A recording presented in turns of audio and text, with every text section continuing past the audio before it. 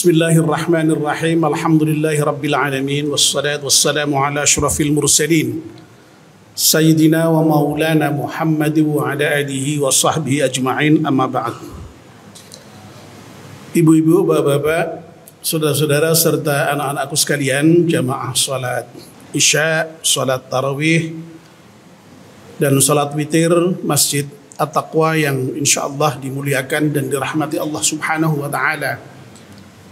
Alhamdulillah, kita panjatkan syukur pada Allah Subhanahu wa taala yang pada malam hari ini atas limpahan rahmat dan nikmatnya kita bisa hadir di masjid untuk sholat berjamaah dan juga untuk melakukan kajian tarawih. Kita mohon kepada Allah Subhanahu wa taala semoga seluruh rangkaian ibadah kita di malam hari diterima oleh Allah Subhanahu wa taala. Amin ya rabbal alamin.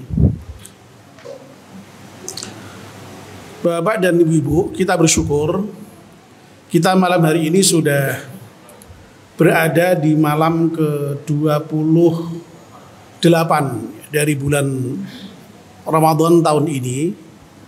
Dan kalau tidak salah, insya Allah puasa kita hari ini tinggal menyisakan 2 hari lagi berarti, karena kalau tidak salah Lebaran tahun ini insya Allah nanti jatuh pada hari Rabu ya, mudah-mudahan bersama ya, tidak ada yang berbeda ya. Yang memulai lebih dulu puasanya genap 30 hari, yang memulai sehari belakangan puasanya hanya 29 hari. Nah, masjid kita ini yang puasanya belakangan sehari, sehingga nanti jumlah keseluruhannya hanya 29 hari.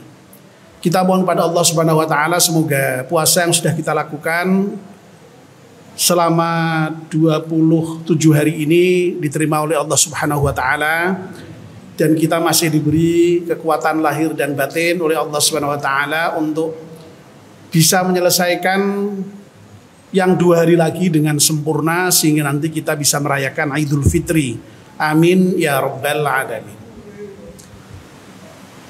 Bapak dan ibu-ibu yang saya hormati, izinkan saya meneruskan topik yang sudah kita kaji kemarin. Kita membicarakan bagaimana Ramadan dengan puasa yang kita lakukan itu membentuk manusia yang memiliki kualitas sebagai manusia yang bertakwa.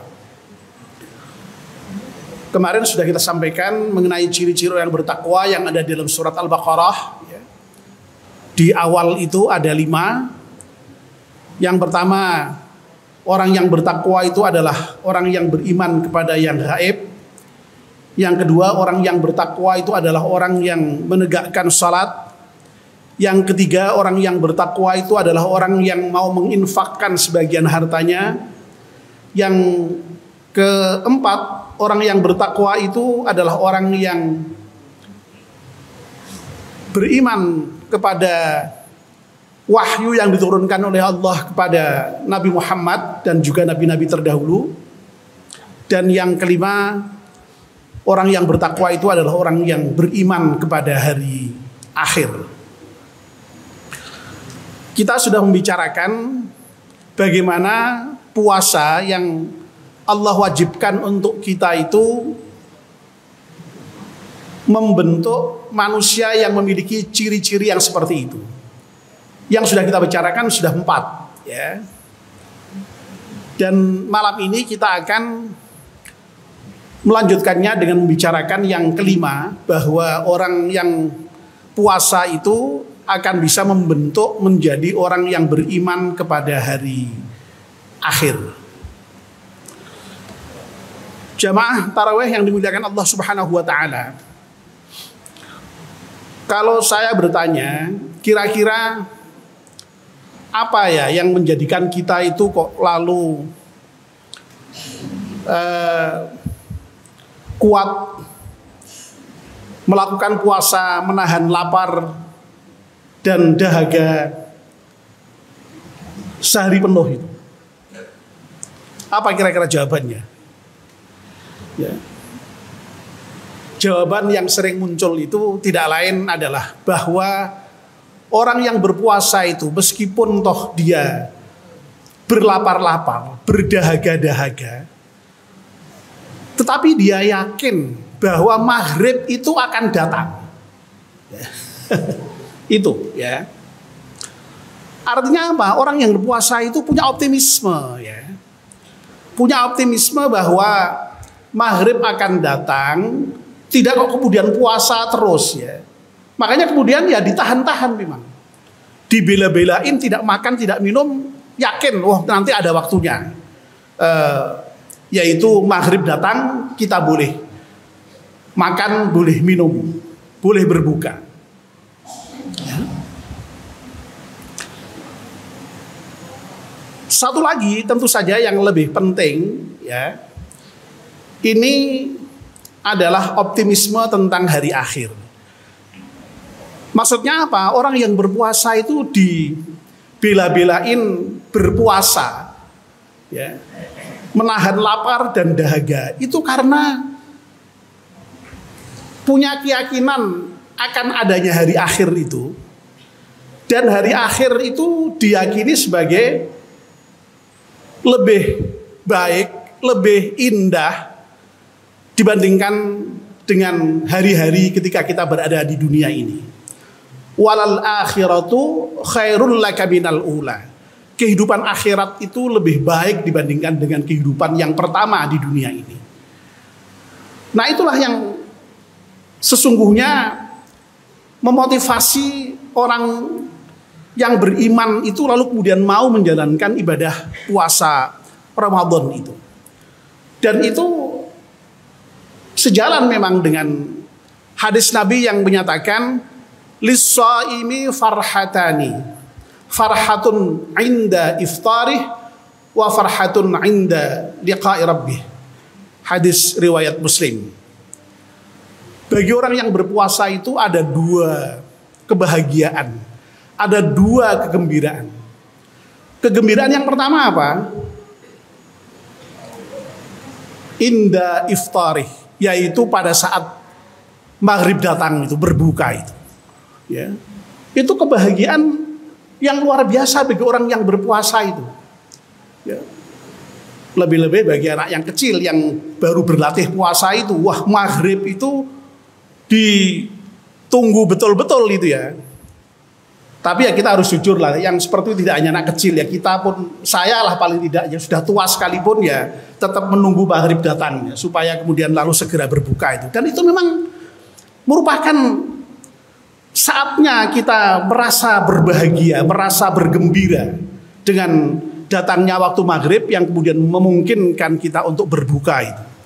Nikmat luar biasa, bahagia luar biasa. Nah, kebahagiaan yang kedua adalah wa farhatun 'inda liqa'i rabbih. Kebahagiaan, kegembiraan nanti ketika orang yang berpuasa itu berjumpa dengan Tuhannya di akhirat. Wah, itu merupakan puncak kebahagiaan yang tidak ada taranya. Nah, sehingga sekali lagi dengan berdasar hadis ini sungguhnya ya orang yang berpuasa itu apa namanya, dengan puasa itu apa dibentuk sedemikian rupa untuk kemudian punya sikap optimisme terhadap hari akhir yang lebih indah, hari akhir yang lebih baik ya. Meskipun di dunia ini harus katakanlah menderita dengan melaksanakan puasa itu, tapi ada yang dikejar, yang diharapkan, yakni rahmat Allah, pahala Allah nanti di hari akhir itu.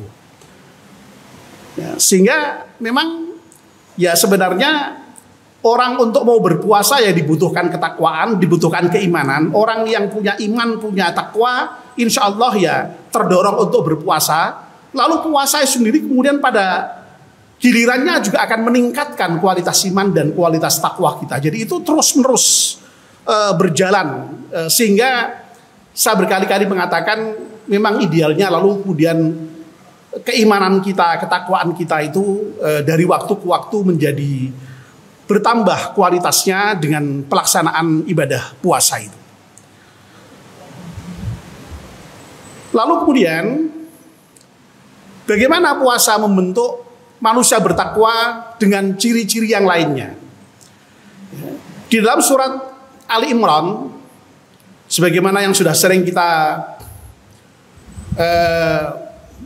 baca, kita dengarkan ketika nanti halal bihalal itu ya, itu Allah menjelaskan, a'udzubillahi minasyaitonirrajim, wasari'u ila maghfiratin min rabbikum wa jannatin 'arduhas samawati wal ardu 'iddatil muttaqin alladzina yunfiquna fis sarra'i wad dharra'i wal kadhibina al ghaidha wal 'afina 'anil nas wallahu yuhibbul muhsinin walladzina idza fa'alu fahishatan aw dhalamu anfusahum dzakarullaha fastaghfaru li dzunubihim wa may yaghfiru dzunuba illallah wa lam yusirru 'ala ma fa'alu wa hum ya'lamun.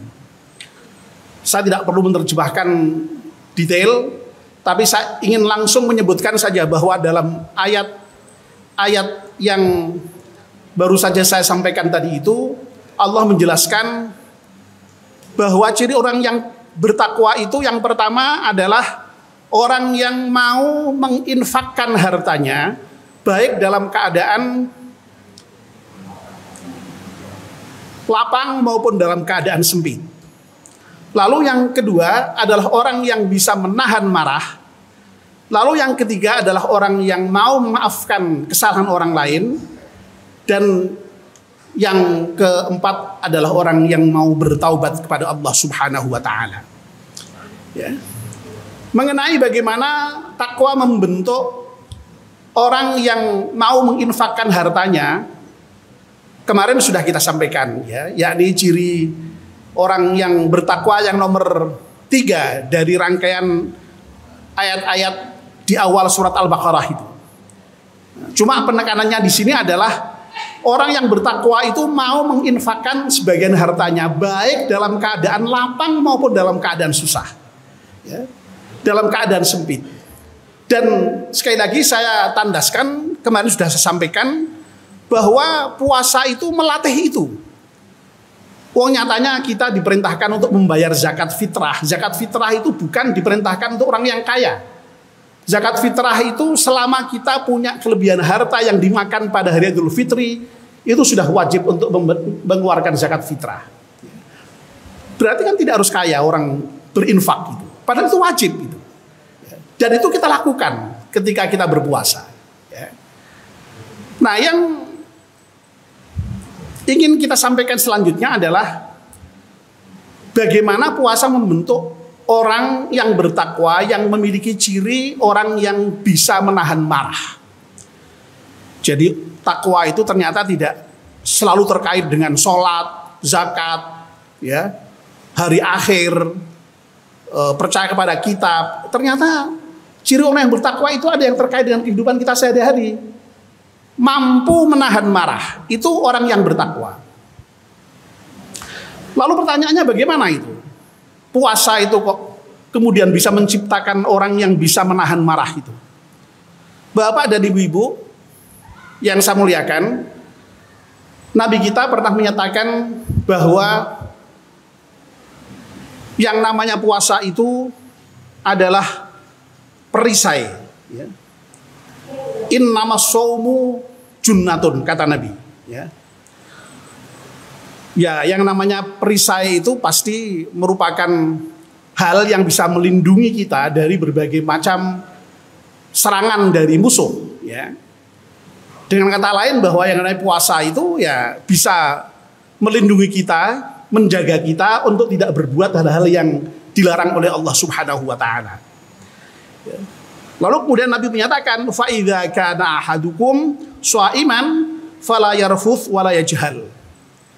Oleh karena itu, kalau kamu sedang berpuasa, jangan sampai kalian itu kemudian berkata-kata yang keji dan juga bertindak jahil. Bertindak jahil itu sering diterjemahkan dengan jangan bertindak bodoh. Karena kata jahlun itu biasanya diartikan dengan kata-kata bodoh. Tapi sesungguhnya makna jahil itu tidak hanya bodoh, ya. Jahil itu kalau menurut kajian dari para ahli bahasa, ya, dengan hasil penelitian dari penggunaan kata jahil pada masa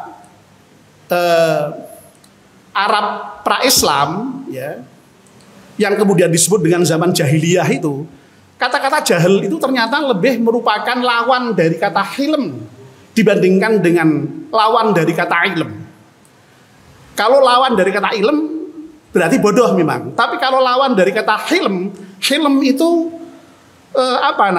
sabar, ya, tidak mudah marah, itu hilm. Nah, berarti kalau jahil itu cepat marah, ya, mudah marah, mudah tersinggung, mudah emosian, begitu, kira-kira begitu. Nah, orang Arab itu kenapa kok kemudian disebut dengan orang jahiliyah itu? Karena orang Arab itu ya tadi itu memiliki sifat yang mudah marah, mudah tersinggung, mudah emosi, sehingga kalau tersinggung sedikit lalu terjadi peperangan antar suku itu, bunuh membunuh, itu biasa terjadi sehari-hari di Arab sebelum Islam datang itu. Sehingga disebut dengan zaman jahiliyah itu. Nah, nampaknya larangan Nabi wala yajhal di sini ini lebih tepat kalau diartikan dengan kira-kira kalau kamu puasa itu kamu jangan suka marah lah, jangan suka emosian, jangan suka berangasan, begitu kira-kira. Ya. Karena apa? Karena ini kemudian terusan hadis ini mengatakan begini, wa inimru'un qatalahu aw syatamahu falyaqul inni shaimun inni shaimun. Ya, kalau kamu sedang puasa kok lalu ada orang membunyi-bunyikan kamu, ya, membunyi-bunyikan itu misui lah, ya, berkata yang tidak baik tentang kita, bahkan mengajak bertengkar, ya, maka katakan inni shaimun, aku sedang berpuasa, Artinya apa? Kita diminta untuk menahan marah, kan, ya? Jangan diladeni. Jangan ke orang misui kita lalu kita balas misui. Jangan orang mengajak berantem kita lalu kita ajak berantem, enggak. Kita disuruh mengatakan inni shaimun. Artinya apa? Jelas sekali di sini puasa itu mengajarkan kita untuk bisa menahan nafsu kita, menahan marah kita, ya, sampai ada orang mengajak bertengkar kita, membunuh kita, itu kita tidak boleh melawan. Kita diminta hanya untuk mengatakan inni shaimun. Masya Allah, luar biasa. Ya, jadi, waduh, kalau kita puasanya dengan benar dan sudah dilatih dengan puasa seperti ini, ya mestinya kita ini juga bisa menjadi orang yang bertakwa, yang salah satu cirinya adalah orang yang bisa menahan marah ini. Mudah-mudahan ya, dua saja ini untuk malam ini, ya, bahwa dengan puasa ini kita akan bisa menjadi orang yang betul-betul beriman kepada hari akhir. Dan yang kedua, kita bisa menjadi orang yang mampu menahan marah, tidak cepat marah, tidak berangasan, tidak emosian, kira-kira begitu. Amin ya rabbal alamin. Yang sisanya nanti kita lanjutkan, ya, kapan saja kita bisa bertemu, ya. Tidak harus pada malam taraweh, karena besok pagi saya sudah harus mudik ke kampung karena masih punya kampung. Wassalamualaikum warahmatullahi wabarakatuh.